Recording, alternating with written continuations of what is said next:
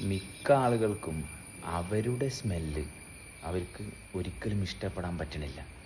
അതുകൊണ്ടാണ് ശവത്തിനടിക്കുന്ന എല്ലാ തരത്തിലുള്ള സ്പിരിച്വൽ പെർഫ്യൂംസുകൾ അവർ അടിച്ചുകൊണ്ടിരിക്കുന്നത്. എല്ലാ പെർഫ്യൂമിലും സ്പിരിറ്റുണ്ട്. അതുകൊണ്ട് സ്വയം താല്പര്യമില്ലാത്ത വ്യക്തികളാണ് ശരീരമാസകലം ഇത് മുഴുവൻ അടിച്ച് നടക്കുന്നത്. മനസ്സിലായോ? അപ്പോൾ എപ്പോഴാണോ അവനവനുമായിട്ട് നല്ലൊരു ബന്ധം, അല്ലെങ്കിൽ ഞാൻ ചെയ്യുന്ന പ്രവൃത്തികൾ, ഞാൻ ജീവിക്കുന്ന അവസ്ഥ, ഇതെല്ലാം നമുക്ക് മനോഹരമായിട്ട് അനുഭവപ്പെടാൻ തുടങ്ങുമ്പം നമ്മുടെ സ്മെല്ല് നമ്മൾക്ക് ഇഷ്ടപ്പെടാൻ തുടങ്ങും.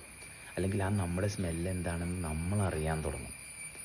അപ്പം മറ്റുള്ളവർ നമ്മുടെ സ്മെല്ലിനെ പറ്റിയിട്ട് അല്ലെങ്കിൽ എന്നെ വേർപ്പ് നാറുന്നുണ്ടോ എന്നുള്ള ആ വിചാരം വീണ്ടും നമ്മളെ കളങ്കപ്പെടുത്തുന്നതെന്ന് നമുക്ക് മാറാൻ പറ്റും. ഇത് നമ്മളെന്താണെന്ന് നമുക്കറിയാത്തത് കൊണ്ടാണ് മറ്റുള്ളവർ നമ്മളെപ്പറ്റി എന്ത് വിചാരിക്കും എന്നുള്ള ഭാഗത്ത് നമ്മൾ വിട്ടുപോകണം. വളരെ സിമ്പിളാണ്. അപ്പോൾ നമ്മൾ ആദ്യം നമ്മളെ ഇഷ്ടപ്പെടാൻ തുടങ്ങുക. അപ്പോൾ എന്താണ്, മറ്റുള്ളവർ നമ്മളെപ്പറ്റി അല്ലെങ്കിൽ എന്ത് ചിന്തിക്കണത് വിചാരിക്കണത് അതിനെ നമ്മൾ ഇഷ്ടപ്പെടുക വെറുക്കുക ഒന്നും ചെയ്യേണ്ട ആവശ്യമില്ല.